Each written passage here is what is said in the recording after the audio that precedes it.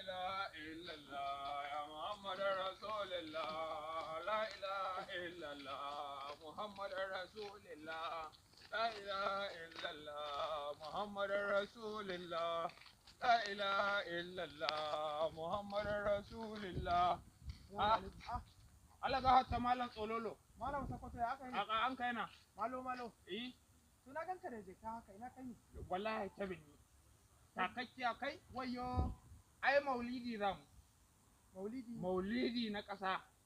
Disamba ga 5 ga wata za a yi nai. Yana nan wanda ƙarƙashin jagorancin Alhaji Bello Garba Layya, mai girma ɗan girma kenan wanda ya gado na halin girma. Shi zai jagoranci wannan al'amura. Kuma kaga Gotomo, Kebbi, Arewa, Dandi, ina kowa da ka sani duk sai an tarkato an taho. Maulidi na zagaye gaba ɗaya kowa sai ya taho, manya-manyan mutane na jihar Kebbi duk su ma za su halarci wannan taro. Kana ne kamar can kai? Can ni sammu ko ni kasan in tai in buga saboda kan mota ta tahe ban samu mota ba. A to yanzu ne ya zamu yi?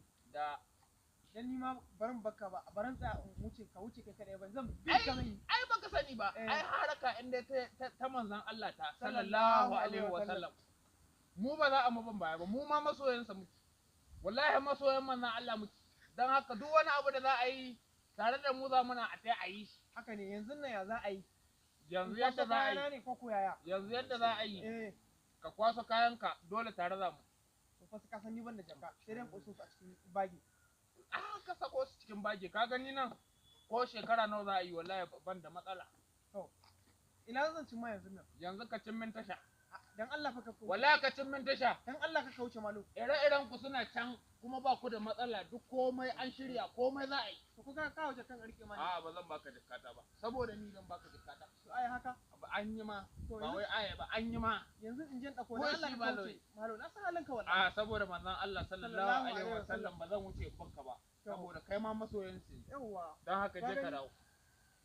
Ina sauri. La ilaha illallah ya Muhammadar Rasulullah. Assalamu alaikum. Sunana Mustapha Muhammad Malo yake dan Sokoto kamar da kun ka sani. Ina mai farin cikin sanar da ku cewa 5 ga watan Disamba in Allah mai kowa mai komi ya kanmu akwai maulidin da za a cikin Argungu local government wato cikin jihar Kebbi. Cikin Kebbi amma Argungu local government wanda Alhaji Bello Garba Layya ciyaman party na PDP zai jagoranta. Allah Ubangiji ya kawo ku lafiya, muna gayyata kowa da kowa ku zo domin dukanmu masoyan manzon Allah ne, mu nuna farin cikin mu kuma mu yi addu'o'i Allah Ubangiji ya ƙara ba mu zaman lafiya da kwanciyar hankali mu ƙasar mu. Allah ya kawo kowa lafiya. Nagode.